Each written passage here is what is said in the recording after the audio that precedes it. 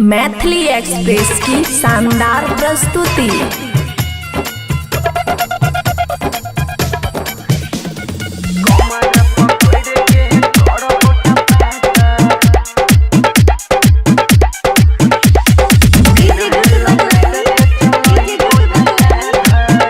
खुशी recording studio बलुआहा। छिए बंगाली हमर चीज चिकनेल, अभी तक के करो से छैन रे छुएल। हमर जवानी छौरा खूब छै महंगा, फीस दे भी पूरा तब उठावे देव लहंगा। कमर पकड़ के करबो टपाट, बिना हेलमेट के चलइबो धक्का धर। छिए बंगाली हमर चीज चिकनेल, अभी तक के करो से छैन रे छुएल। हमर जवानी छौरा खूब छै महंगा, फीस दे भी पूरा तब उठावे देव लहंगा। कमर पकड़ के करबो टपाट, बिना हेलमेट के चलइबो धक्का धर।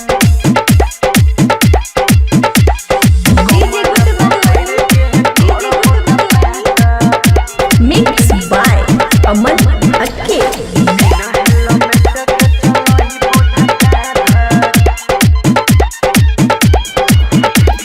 दुनु बैलून दबाइबो, चितपट और निहुराइबो।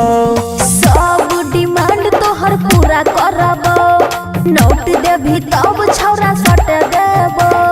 कमर पकड़ के करबो टपाट, बिना हेलमेट के चलइबो धक्का धर। छिए बंगाली हमर चीज चिकनेल, अभी तक के करो से छैन रे छुएल। हमर जवानी छौरा खूब छै महंगा, फीस देभी पूरा तब उठावे देव लहंगा। कमर पकड़ के करबो टपाट,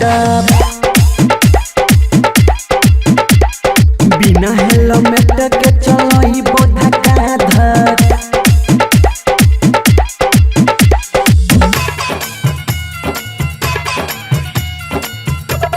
खुशी रिकॉर्डिंग स्टूडियो बलुआहा।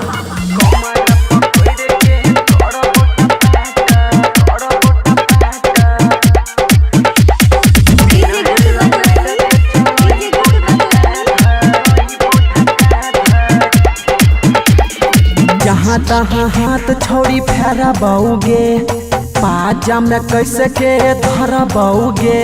स्वर्ग के दर्शन कराए देबो रे, जन्नत के नजारा दिखाए देबो रे। कमर पकड़ के करबो टपाट, बिना हेलमेट के चलइबो धक्का धर। छिए बंगाली हमर चीज चिकनेल, अभी तक के करो से छैन रे छुएल। हमर जवानी छौरा खूब छै महंगा, फीस देभी पूरा तब उठावे देव लहंगा। कमर पकड़ के करबो टपाट, बिना हेलमेट के चलइबो धक्का धर। खुशी रिकॉर्डिंग स्टूडियो बलुआहा।